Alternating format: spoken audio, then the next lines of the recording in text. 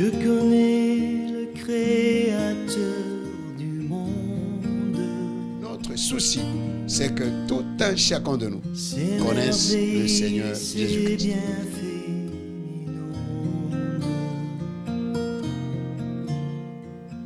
Celui qui sait compter les étoiles. Bien-aimés dans le Seigneur, les amoureux de l'émission, connaissons le Seigneur Jésus-Christ partout où vous nous suivez dans le monde entier. Que la paix de notre Seigneur Jésus-Christ soit avec vous. Nous vous aimons et nous vous saluons au nom puissant et glorieux de notre Seigneur Jésus-Christ. Bienvenue à notre émission Connaissons le Seigneur Jésus-Christ. Connaissons le Seigneur Jésus-Christ. La connaissance. La connaissance, c'est la clé même de la vie. Même ici sur terre, la connaissance. Celui qui a la connaissance a une longueur d'avance devant les autres. Connaissons le Seigneur Jésus-Christ. Pourquoi devons-nous connaître le Seigneur Jésus-Christ? Parce que c'est lui-même qui parle. Il nous dit, « Or la vie éternelle », dans Jean chapitre 17, verset 3, « Or la vie éternelle, c'est qu'ils te connaissent, toi, le seul vrai Dieu. Et c'est lui que tu as envoyé, Jésus-Christ. » Donc, la connaissance de notre Seigneur Jésus-Christ, c'est l'accès. Cela nous donne l'accès à la vie éternelle. Nous donne la vie éternelle. Pas nous donnera. Non, non, non, non, non. Lorsque quelqu'un croit au Seigneur Jésus-Christ, il a automatiquement la vie éternelle. Donc, nous devons connaître le Seigneur Jésus-Christ. Et c'est comme ça que quelqu'un comme l'apôtre Paul, qui était dans le judaïsme, qui était un érudit, qui était un savant, le jour que le Seigneur l'avait rencontré sur le chemin de Damas, et il a posé, et lorsque le Seigneur Jésus-Christ l'a appelé, « Saul, Saul, pourquoi me persécutes-tu » Il a répondu, « Qui es-tu, Seigneur? Qui es-tu, Seigneur ?» Il voulait le connaître, parce que lui, il se croyait tout puissant. Il se croyait très fort. Or, il était zéro, nul devant le Seigneur. Il s'est retrouvé par terre. Il dit, « Qui es-tu, Seigneur ?» Et le Seigneur s'est révélé à lui. Il dit, « Je suis Jésus que tu persécutes. » Donc, Paul ne savait pas que en persécutant l'Église, je ne parlais pas de l'Église bâtiment. L'Église, c'est l'Assemblée des saints, c'est tout celui qui accepte Jésus-Christ comme Seigneur et Sauveur. Il est l'Église du Seigneur. Donc, bien-aimé dans le Seigneur, il ne savait pas. Et voilà que quelqu'un qui était avancé dans le judaïsme, comme c'est lui-même qui le dit, il était très avancé dans le judaïsme parce que aujourd'hui, nous voyons des gens qui entrent dans le judaïsme. Si je peux lire, nous pouvons lire dans Galates chapitre 1 et versets 13 à 15, à 16. J'ai lu au nom du Seigneur Jésus-Christ, « Vous avez su en effet quelle était autrefois ma conduite dans le judaïsme, comme je persécutais à outrance et ravageais l'Église des dieux. Et comment j'étais plus avancé dans le judaïsme que beaucoup de ceux de mon âge et de ma nation, étant animé d'un zèle excessif pour les traditions de mes pères. Mais lorsqu'il plut à celui qui m'avait mis à part dès le sein de ma mère et qui m'a appelé par sa grâce, de révéler en moi son Fils, afin que je l'annonçasse parmi les païens, aussitôt je ne consultai ni la chair, ni le sang. » Donc, l'apôtre Paul nous parle comment il avait la connaissance approfondie. La connaissance approfondie. Dans quoi? Dans le judaïsme. Et comme il avait cette connaissance approfondie dans le judaïsme, lorsque le Seigneur Jésus-Christ, il avait rencontré sur le chemin de Damas, il n'avait consulté ni le sang ni la chair, c'est-à-dire l'homme. Et il est devenu témoin du Seigneur Jésus. C'est dommage que aujourd'hui, les gens abandonnent le Seigneur Jésus-Christ et ils abandonnent le Seigneur et les voici maintenant dans le judaïsme, ils sont dans la Kabbale juive. Mais l'apôtre Paul, qui était plus avancé, qui connaissait bien le judaïsme, il est sorti de là. Mais aujourd'hui, les gens de là où l'apôtre Paul était sorti, et c'est là où beaucoup de gens rentrent là-bas. Pourquoi? Parce que ils cherchent les biens de ce monde. C'est comme moi, par la grâce du Seigneur Jésus-Christ, le Seigneur Jésus-Christ m'a sauvé. Je suis né dans l'islam. Et notre territoire et même notre secteur, c'est là même la porte d'entrée de l'islam en République démocratique du Congo. Et aujourd'hui, après avoir eu cette connaissance du Seigneur Jésus-Christ et que tu me dises encore de rentrer dans l'islam, je ne le ferai jamais. Bien-aimé, qu'est-ce que tu trouves en étant dans le judaïsme? Comment toi tu as commencé? Qui t'a envoûté, qui t'a ensorcelé? Bien-aimé dans le Seigneur, tout ça parce que les gens n'ont pas la connaissance de notre Seigneur Jésus. Dans Philippiens chapitre 3, verset 7 à 8, je lis au nom du Seigneur Jésus-Christ.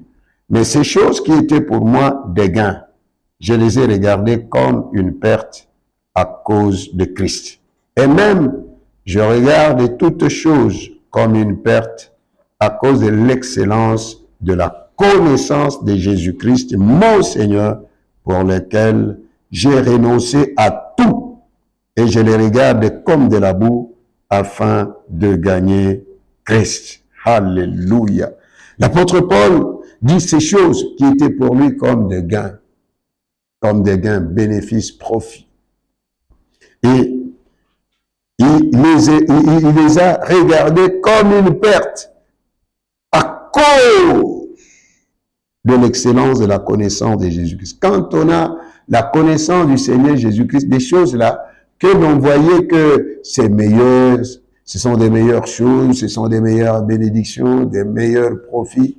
Quand on a la connaissance du Seigneur Jésus, on rejette toutes ces histoires-là. On abandonne tout ça. Et maintenant, on s'accroche au Seigneur Jésus-Christ parce que on a trouvé le meilleur trésor.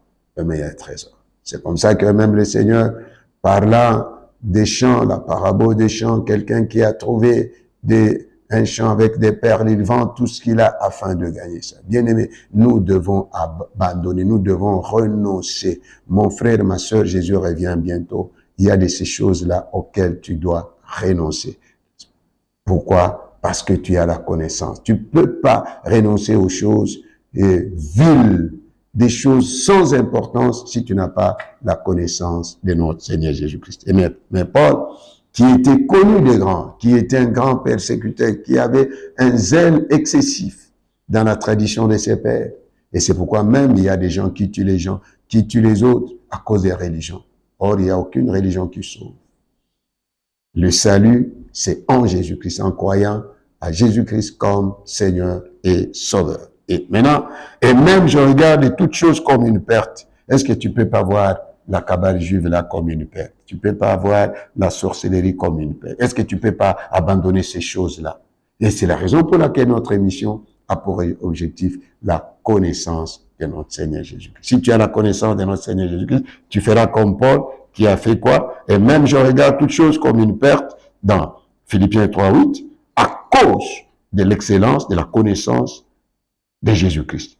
De l'excellence de la connaissance de Jésus-Christ. Alléluia. Mon Seigneur. Alléluia. Pour lequel j'ai renoncé à tout, sans exception, y compris le judaïsme. Y compris le judaïsme. Il a renoncé à tout. Mais pourquoi? Qu'est-ce que toi tu cherches là dans le judaïsme? Mais Paul a renoncé à ça. Paul a renoncé à ça. Et pour lequel j'ai renoncé à tout. Et je les regarde comme de la boue. Comme de la boue. Est-ce que tu peux porter la boue et commencer à marcher avec ça, ou bien tu mets ça dans ta maison, bien dans ta chambre? La boue. Il regarde comme la boue, la saleté. La Kabbale juive est sale. Elle est sale. C'est pourquoi nous devons connaître le Seigneur Jésus. Connaissons le Seigneur Jésus. Afin de gagner Christ. Tu ne peux pas gagner Christ sans te débarrasser des choses. C'est la loi de qui perd gagne. C'est la loi de qui perd gagne. Tu perds ce que tu voyais comme gain pour gagner Christ. C'est vrai qui perd gagne. Accepte d'abord de perdre. Perd. Acceptez de perdre pour gagner Christ. Donc, nous devons connaître le Seigneur Jésus. Nous sommes en train de parler ce dernier temps de la communion du Saint-Esprit. Nous sommes en train de parler du Saint-Esprit. Dans 2 Corinthiens, chapitre 13, verset 13, je lis au nom du Seigneur Jésus-Christ, que la grâce du Seigneur Jésus-Christ, l'amour de Dieu et la communication du Saint-Esprit soient avec vous tous. Dans d'autres versions, on dit communion, dans d'autres versions, on dit communication. J'aime parler de la communion avec le Saint-Esprit. Bien-aimés, sans le Saint-Esprit, nous ne pouvons rien faire. Comme nous avons parlé dans notre émission précédente, le Saint-Esprit est Dieu. Le Saint-Esprit n'est pas une personne. N'est pas une personne. Et le Saint-Esprit n'est pas une puissance, pas une personne. Le Saint-Esprit est une personne et non une puissance. Comme les gens prétendent dire que le Saint-Esprit c'est une puissance. Non, il n'est pas une puissance. Il est Dieu. Comme Dieu le Père est Dieu, Dieu le Fils est Dieu, le Saint-Esprit aussi est Dieu. Il n'y a pas trois dieux. Il y a un seul Dieu. Un seul Dieu, avec trois personnes distinctes. Même le Seigneur Jésus-Christ a fait cas en parlant, en disant dans Matthieu chapitre 28, verset 19, il dit, allez et faites de toutes les nations mes disciples en les baptisant au nom du Père, du Fils et du Saint-Esprit. Il a mentionné Père, Fils, Saint-Esprit. Le Père est Dieu, le Fils est Dieu, le Saint-Esprit est Dieu. Il y a personne d'entre eux qui est plus grand que l'autre. Le Père est Dieu, le Fils est Dieu, le Saint-Esprit est Dieu. Et celui qui est mort à la croix, ce n'est pas le Père, ce n'est pas le Saint-Esprit, mais celui qui est mort à la croix, c'est le Seigneur Jésus-Christ. Bien-aimés, connaissons le Seigneur Jésus-Christ. Le Seigneur Jésus-Christ nous a donné son esprit. Pourquoi il nous a donné son esprit? C'est pour que nous puissions vivre éternellement avec le Saint-Esprit. Le Saint-Esprit. Bien-aimés dans le Seigneur, il est grand temps de connaître le Saint-Esprit. Le Saint-Esprit, comme je nous ai dit, il est l'Esprit de Jésus-Christ. Dans la Bible, on l'appelle Saint-Esprit, on l'appelle Esprit Saint, on l'appelle Esprit des dieux, on l'appelle Esprit du Seigneur, on l'appelle Esprit de Jésus, on l'appelle Esprit de Jésus-Christ, on l'appelle l'Esprit, on l'appelle le Consolateur. C'est toujours le Saint-Esprit. C'est toujours le Saint-Esprit. Donc, nous devons savoir, bien-aimés dans le Seigneur, que sans le Saint-Esprit, nous ne pouvons rien faire. Nous avions parlé dans notre émission précédente, nous avions parlé le rôle qu'avait joué le Saint-Esprit dans la vie de notre Seigneur Jésus-Christ. À la conception, dans Luc chapitre 1, verset 35, c'est le Saint-Esprit qui parle. Et c'est l'ange Gabriel qui parle à Marie, et que le Saint-Esprit viendra et te couvrira de son ombre. Et dans Luc chapitre 2, nous voyons Siméon qui avait la promesse du Seigneur, qui ne mourra pas sans avoir vu le Seigneur. Et voilà que le Saint-Esprit avait averti Siméon qu'il ne mourra pas. Et s'il était une puissance, il ne pouvait pas avertir, il ne pouvait pas parler, le Saint-Esprit passe. C'est pourquoi nous parlons de la communion du Saint-Esprit. Et dans la vie de Siméon, nous voyons premièrement que dans Luc chapitre 2, verset 26, verset 28, et nous voyons, la Bible nous dit que l'Esprit Saint était sur lui. Sur qui? Sur Siméon. Deuxièmement, qu'est-ce que nous voyons dans la vie toujours de Siméon? Siméon était averti par le Saint-Esprit. Donc le Saint-Esprit lui avait dit, lui avait averti qu'il ne mourra pas sans voir le Seigneur. Et troisièmement, dans la vie de Siméon, nous voyons qu'il était poussé par le Saint-Esprit pour aller au temple parce que on devait amener le Seigneur Jésus. Si tu vois que tu as la lourdeur, tu n'aimes plus aller au culte, tu n'aimes plus aller à l'église, c'est-à-dire que il y a quelque chose qui ne marchait pas, tu as attristé le Saint-Esprit. Le Saint-Esprit ne peut jamais te laisser tranquille sans aller au culte.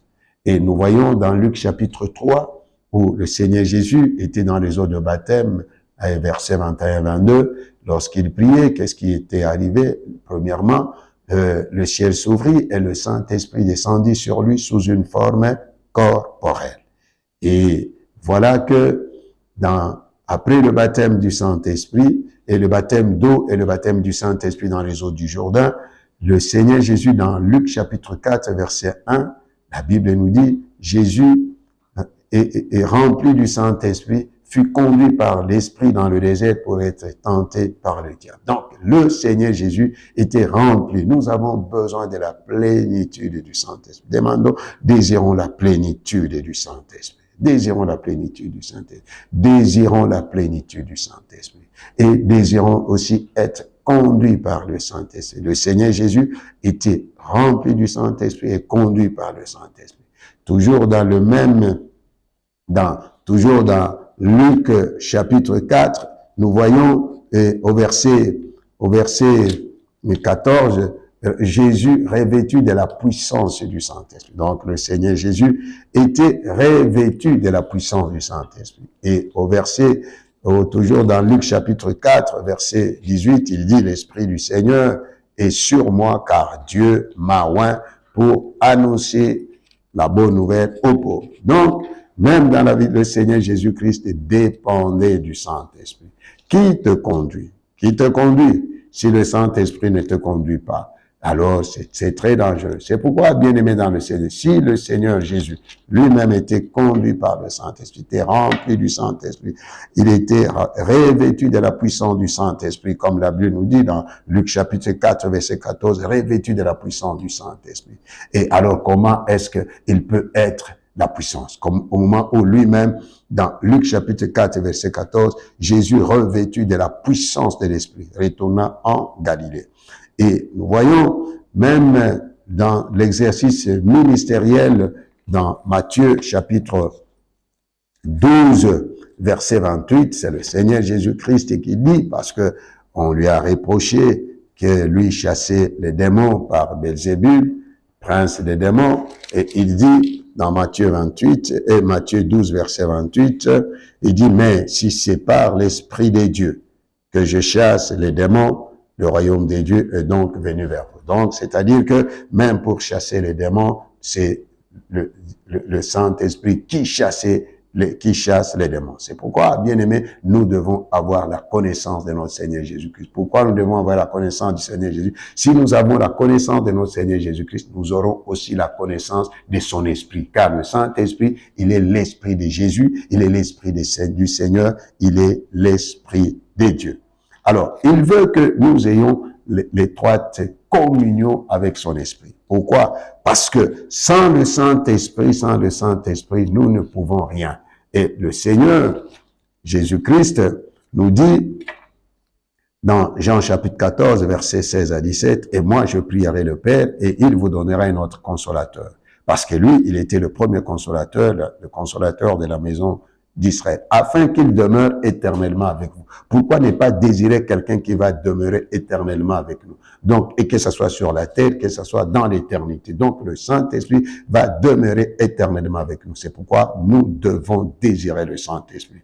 Et il dit l'Esprit de vérité que le monde ne peut recevoir. Donc, aucune personne dans ce monde qui n'a pas accepté Jésus-Christ comme Seigneur et Sauveur, il n'a pas le Saint-Esprit. Parce qu'il ne le connaît pas et il ne le voit pas. C'est pas moi qui le dis, c'est le Seigneur Jésus. Donc, l'Esprit de vérité, c'est le Seigneur, c'est le Saint-Esprit. Lui, et la vérité, c'est Jésus. C'est lui qui nous donnera la connaissance de notre Seigneur Jésus-Christ. Et l'Esprit de vérité que le monde ne peut recevoir parce qu'il ne le voit point et ne le connaît point. Mais vous, vous le connaissez car il demeure avec vous et il sera en vous.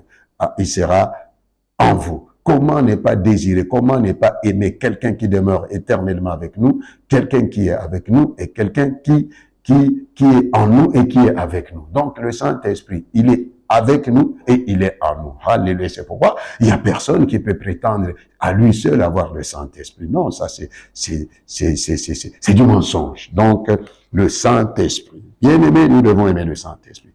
Et dans Jean chapitre 15, verset 26 à 27, le Seigneur Jésus-Christ nous dit encore, quand sera venu le Consolateur, que je vous enverrai de la part du Père, l'Esprit de vérité qui vient du Père et rendra témoignage de moi. Et vous aussi, vous rendrez témoignage parce que vous êtes avec moi dès le commencement. Donc, le Saint-Esprit, il est le témoin, le premier témoin de notre Seigneur Jésus-Christ. C'est lui qui rend témoignage de notre Seigneur. Et lorsque quelqu'un est rempli du Saint-Esprit, il devient aussi témoin de notre Seigneur Jésus-Christ. C'est pourquoi le Seigneur Jésus nous dit dans dans Actes chapitre 1, verset 8, il dit, vous recevrez la puissance quand le Saint-Esprit surviendra sur vous. C'est alors que vous serez mes témoins à Jérusalem, Judée, Samarie, jusqu'aux extrémités de la terre.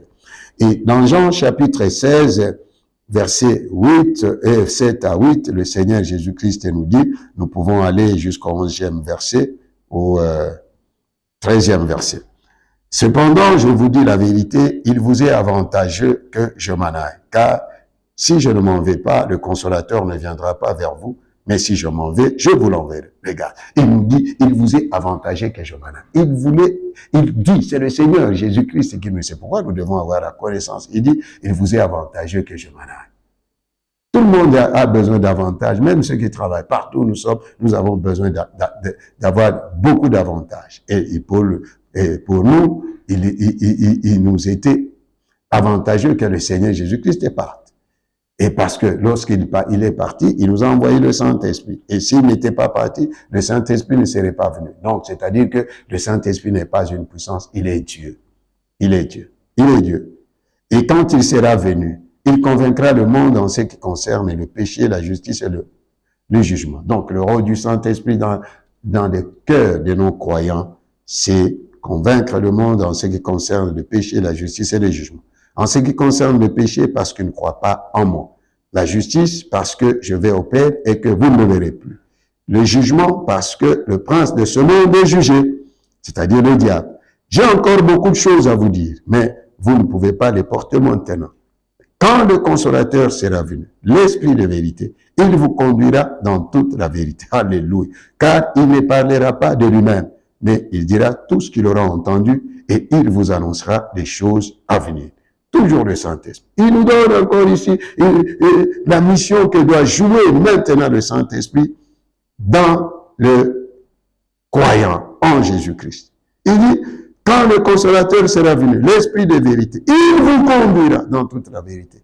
Bien aimé, nous ne pouvons pas avoir la connaissance du Seigneur Jésus-Christ. Nous ne pouvons pas avoir la connaissance du Seigneur Jésus-Christ en mettant le Saint-Esprit de côté. Parce que c'est lui qui nous conduit dans toute la vérité. Car il ne parlera pas de lui-même. Le Saint-Esprit n'est pas témoin de lui-même. Il est témoin de Jésus-Christ. C'est pourquoi nous aussi, comme nous avons le Saint-Esprit avec nous et en nous, nous ne devons jamais parler de nous-mêmes. Arrêtons de parler de nous-mêmes, de nos épouses, de nos enfants, de nos biens, de tout ce que nous avons. Parlons de Jésus-Christ, comme le Saint-Esprit. Il dit, il vous annoncera des choses à venir. Nous avons besoin que Dieu nous révèle des choses à venir. C'est au travers du Saint-Esprit. C'est pourquoi l'apôtre Paul dit dans 1 Corinthiens, chapitre 2, verset 9-10, car ce sont des choses que l'œil n'a point vues, que l'oreille n'a point entendues, et qui ne sont jamais montées dans le cœur de l'homme, des choses que Dieu a préparées d'avance pour ceux qui l'aiment. Et Dieu nous les a révélées par l'Esprit, car l'Esprit sont de tout, même les profondeurs de Dieu. Mais à quoi bon d'aller chercher les féticheurs, aller invoquer les morts au moment où nous avons le Saint-Esprit qui nous annonce les choses à venir. Nous avons besoin de connaître les choses à venir. Même vous qui êtes à côté des décideurs des nations, hein, vous les hommes de Dieu qui êtes à côté des décideurs, pourquoi ne pas aimer le Saint-Esprit? Afin qu'il vous révèle ce que vous devez dire aux autorités qui sont à côté de vous. Bien-aimés dans le Seigneur, aimons le Saint-Esprit, développons l'intimité avec le Saint-Esprit. Si nous développons l'intimité avec le Saint-Esprit, bien-aimés dans le Seigneur, et nous n'échouerons jamais. Donc, laissons-nous conduire par le Saint-Esprit, comme le Seigneur Jésus-Christ lui-même était conduit par le Saint-Esprit. Et nous allons voir maintenant dans la vie des apôtres. Dans Actes chapitre 1, dans Actes chapitre 1, le Seigneur Jésus-Christ lui-même, il était avec ses disciples après sa résurrection pendant les 40 jours qu'il a enseigné, parce qu'après sa résurrection, le Seigneur Jésus a passé 40 jours ici sur terre en train d'enseigner aux disciples. Voilà que au verset 6, alors les apôtres, Actes 1, 6 à 8, alors les apôtres réunis lui demandèrent, Seigneur, est-ce en ce temps que tu rétabliras le royaume d'Israël? Il leur répondit, ce n'est pas à vous de connaître les temps ou les moments que le Père a fixés de sa propre autorité. Mais vous recevrez une puissance, le Saint-Esprit, survenant sur vous, et vous serez mes témoins. C'est lorsque le Saint-Esprit survient sur nous que nous sommes des témoins. Vous serez mes témoins à Jérusalem, dans toute la Judée, dans la Samarie et jusqu'aux extrémités de la terre. Donc, ces gens étaient préoccupés par les choses de la terre, ils se croyaient être gouverneurs, ils se croyaient occuper des postes politiques, or, le Seigneur ne les a pas appelés pour ça. Et nous voyons dans Actes chapitre 2, le jour de la Pentecôte, ils étaient là tous ensemble dans le même lieu. Tout à coup, il vint du ciel un bruit comme celui d'un vent impétueux et il remplit toute la maison où ils étaient assis. Des langues semblables à des langues de feu leur apparurent séparées les unes des autres et se posèrent sur chacun d'eux. Et ils furent tous remplis du Saint-Esprit et se mirent à parler en d'autres langues selon que l'Esprit leur donnait de s'exprimer. Voilà que les apôtres qui étaient dans la chambre haute, ils étaient en prière et tout à coup, le Saint-Esprit est descendu sur eux. Ils ont reçu le baptême du Saint-Esprit et du feu. Et directement, le Saint-Esprit, qui est le don que le Seigneur Jésus nous donne aux croyants, pas aux non-croyants, croyants en Jésus-Christ. Et ils ont commencé à parler en d'autres langues. J'ai suivi beaucoup des gens qui disent le parler en langue, il faut abandonner le parler en langue, il faut mettre de côté le parler en langue. Mais nous voyons ici, le premier signe, le jour de la Pentecôte, c'était le parler en langue qui était le signe manifeste. Et la Bible nous dit, n'empêchez pas de parler en langue. Et bien aimé dans le Seigneur, nous devons connaître le Seigneur Jésus. Toi, qui es-tu pour empêcher aux gens de parler en langue? Qui es-tu? Le Seigneur Jésus-Christ est lui-même Dieu, lui-même, notre Seigneur. Dans Marc chapitre 16, versets 17 à 18, qu'est-ce que le Seigneur Jésus nous dit? Je prends juste le 17 à 18. Il dit, voici les miracles qui accompagneront ceux qui auront cru. En mon nom, ils chasseront les démons. Ils parleront de nouvelles langues.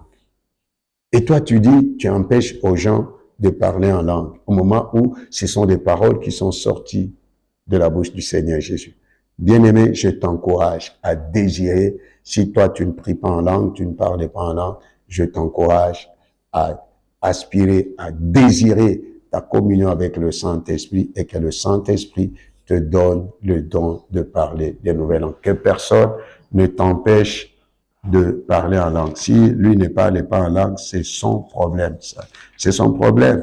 Il ne peut pas en faire une règle que ici ne parle pas en langue. Au moment où le Seigneur, d'abord c'est la rébellion à la parole du Seigneur.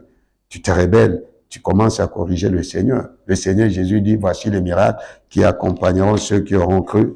En mon nom, ils chasseront les démons, ils parleront les nouvelles langues. Les nouvelles langues.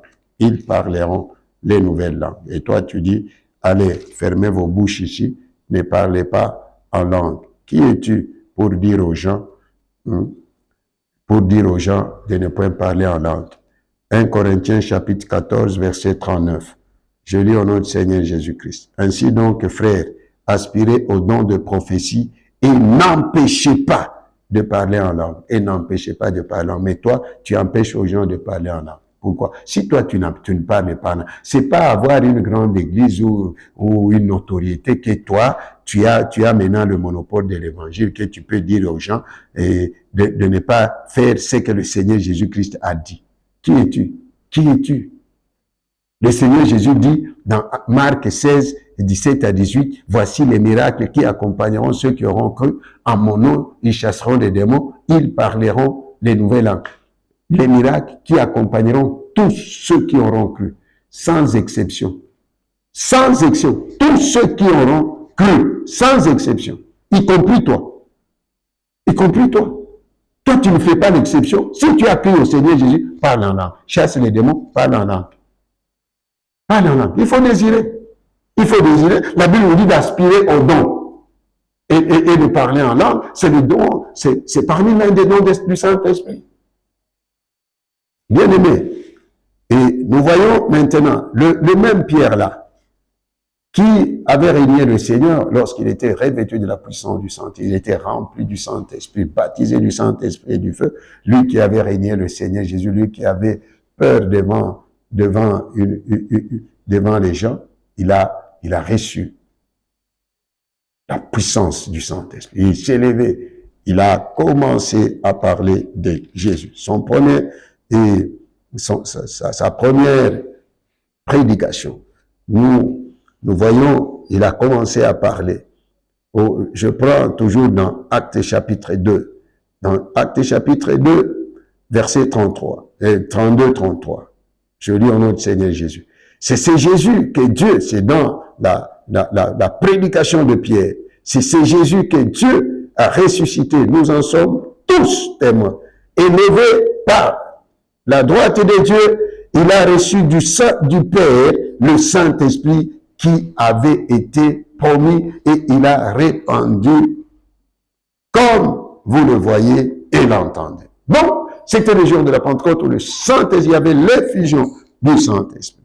Et voilà que, au verset 37-38, après avoir entendu ces discours, ils eurent le cœur vivement touché. Et il dit à Pierre et aux autres apôtres, hommes frères, que ferons-nous? Pierre leur dit, répondez-vous et que chacun de vous soit baptisé au nom de Jésus-Christ pour le pardon de vos péchés et vous recevrez le don du Saint-Esprit. Alléluia. Car la promesse est pour vous, pour vos enfants et pour tous ceux qui sont au loin, en aussi grand nombre que le Seigneur notre Dieu les appellera. En aussi grand nombre que le Seigneur notre Dieu en appellera. Donc le Saint-Esprit, le Saint-Esprit, le Saint-Esprit, le Saint-Esprit, c'est le don. Pour tout celui qui, lorsque quelqu'un accepte Jésus-Christ comme Seigneur et Sauveur, au même moment, le Père lui donne le don du Saint-Esprit. Alors, dans Actes chapitre 3, il commence les œuvres du Saint-Esprit. Ils ont commencé, ils arrivent à la porte de la Belle, voilà que il y avait cet homme qui était boiteux. Pierre lui dit, regardez-nous, je n'ai ni or ni argent, mais c'est que je te le donne, lève-toi. Dans Actes chapitre 4, ils sont arrêtés, ils sont jetés en prison. Nous sommes en train de parler maintenant le Saint-Esprit et les apôtres. Nous sommes dans Actes chapitre 4.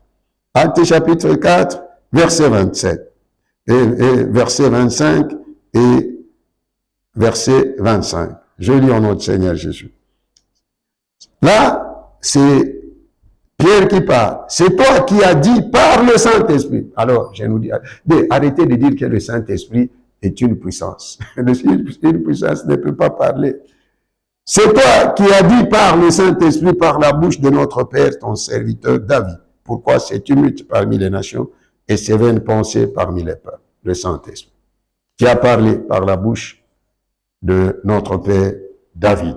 Donc, s'il y a quelqu'un qui te donne le message, qui t'a donné le message, lorsque tu pries, tu dis, Père, c'est toi qui as dit, par le Saint-Esprit, par la bouche de ton serviteur, tu cites ton nom, tu cites son nom, pour appeler à Dieu.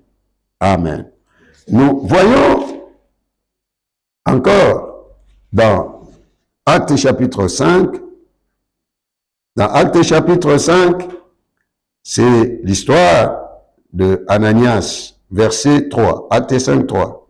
Pierre lui dit, Ananias, pourquoi Satan a-t-il rempli ton cœur au point que tu montes au Saint-Esprit et que tu aies retenu une partie du champ. Donc, Ananias a menti au Saint-Esprit. Oh, mais on ne peut pas mentir à la puissance. Le Saint-Esprit n'est pas une puissance. Mais ça, jette ça directement, mon frère, ma soeur.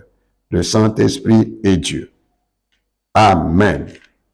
Et nous prenons Acte chapitre 13.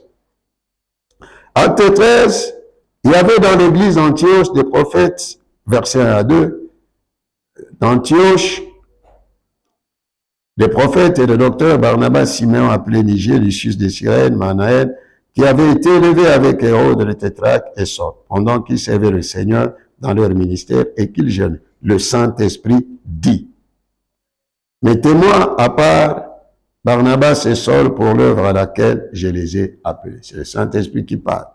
Mettez-moi à part.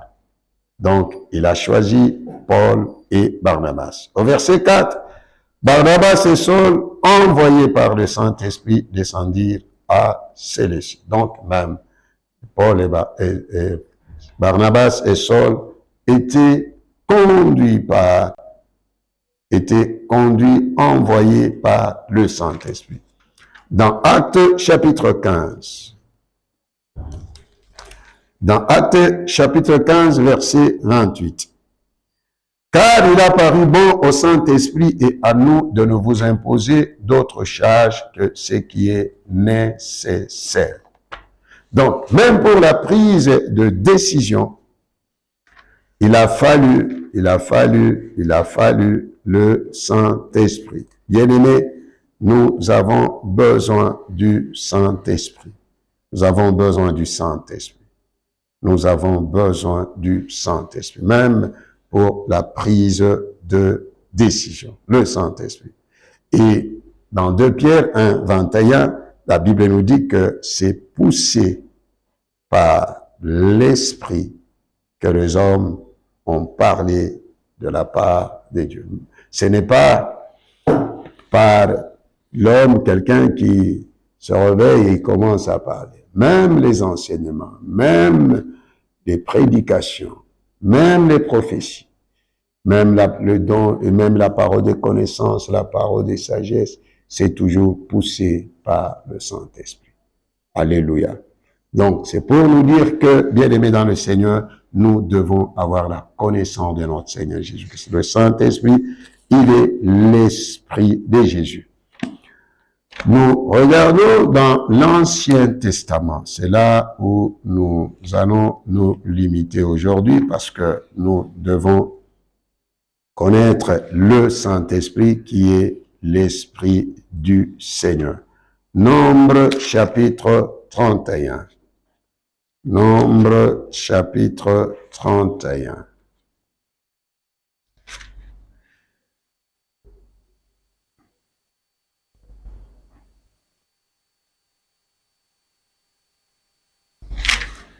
Nombre 31, nombre 31.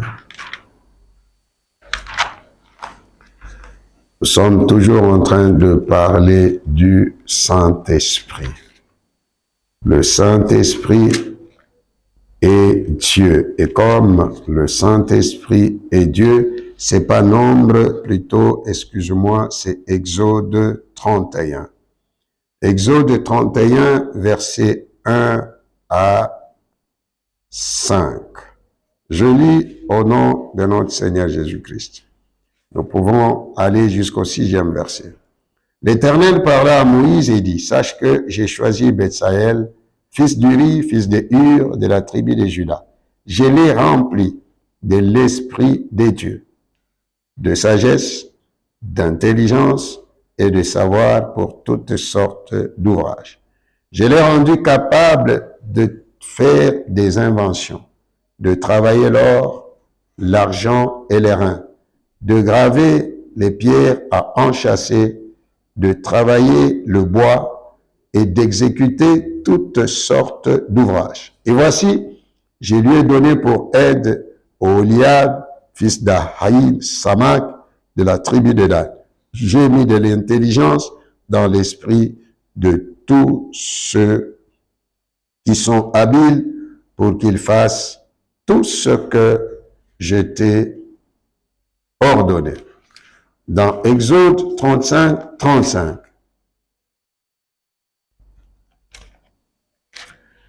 Exode 35, 35. Bon, Exode, nous commençons par le 30e verset. Moïse dit aux enfants d'Israël, sachez que l'Éternel a choisi Betsaël, fils d'Uri, fils d'Éhud, fils de la tribu de Juda. Il l'a rempli de l'esprit de Dieu, de sagesse, d'intelligence et de savoir pour toutes sortes d'ouvrages. Il l'a rendu capable de faire des inventions, de travailler l'or, l'argent et les reins, de graver les pierres à enchâsser, de travailler le bois et d'exécuter toutes sortes d'ouvrages d'art. Il lui a accordé aussi le don d'enseigner, de même qu'à Oliab, fils d'Ahisamach, de la tribu de Dan. Il les a remplis d'intelligence pour exécuter tous les ouvrages de sculpture et d'art, pour broder et tisser les étoiles, teinte en bleu, en pourpre, en cramoisi et le fin lin, pour faire toute espèce de travaux et d'inventions. Donc le Saint-Esprit, il est l'esprit d'invention, il est l'esprit de sagesse, c'est homme de Dieu, enfant de Dieu.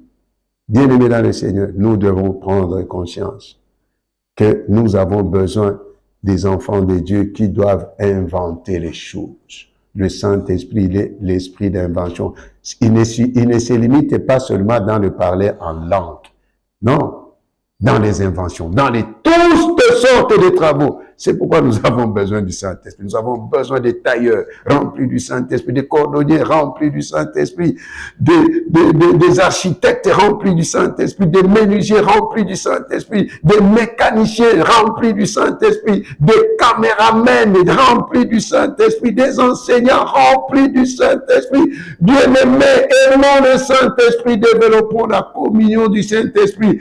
Avec le Saint-Esprit n'est pas tout simplement là pour prêcher l'évangile. Le Saint-Esprit, c'est pour aussi travailler. C'est pourquoi Congolais, Africains, travaillons, transformons l'Afrique comme les Européens, ils ont transformé leur nation. Mettons-nous au travail. Même les plus grandes des inventions, parmi les plus grandes inventions du monde, qui ont amené la technologie dans le monde, c'était les chrétiens.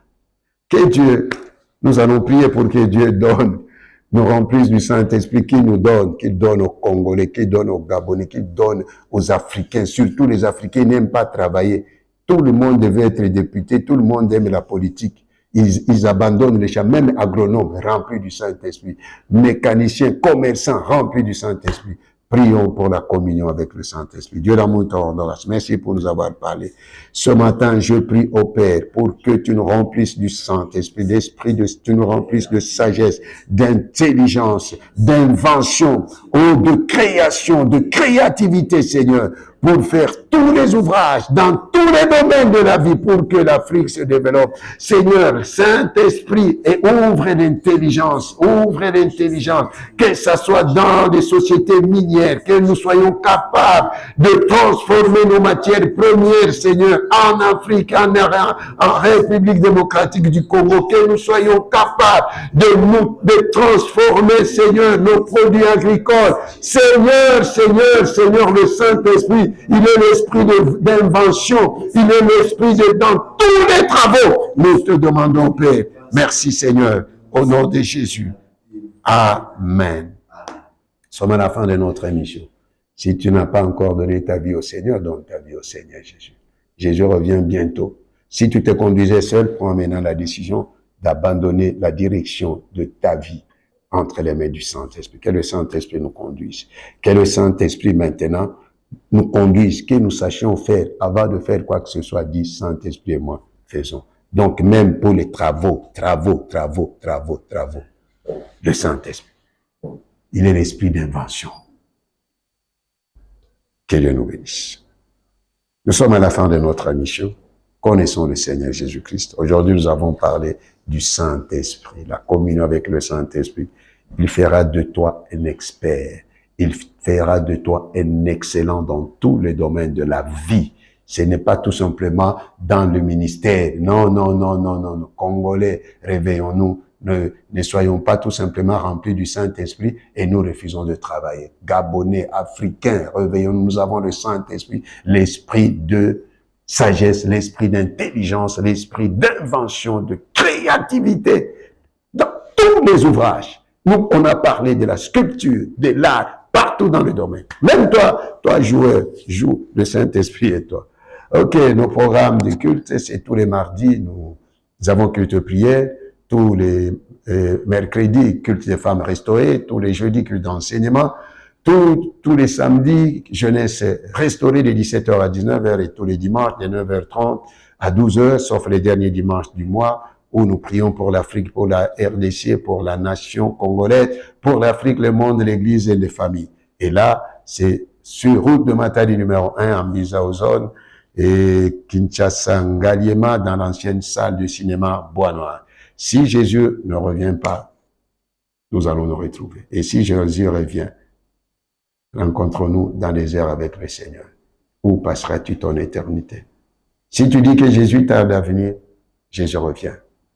Fais cette prière avec moi si tu n'as pas encore donné ta vie au Seigneur. Dis, Seigneur Jésus, j'ouvre la porte de mon cœur. Pardonne-moi. Je te reçois aujourd'hui comme Seigneur et Sauveur. Au nom de Jésus. Amen. Que Dieu vous bénisse. Nous bénissons les studios Sangoma d'amour. Toi qui es malade, sois guéri. Toi qui as des problèmes, reçois la solution venant de Dieu. Que Dieu, notre Père, te prenne en charge. Au nom de Jésus. Amen. Kassongo pour Jésus-Christ du 6 et du 7 juin au 9 juin. Nous avons besoin de vos prières. Nous avons besoin de vos bénédictions, que ce soit matériel, de vos soutiens matériels, financiers. Que Dieu vous bénisse. Au nom de Jésus. Amen. Ciao.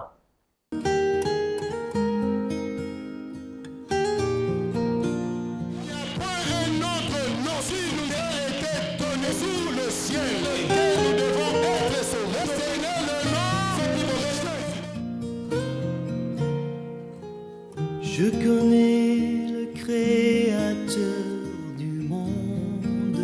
Notre souci, c'est que tout un chacun de nous connaisse le Seigneur Jésus-Christ.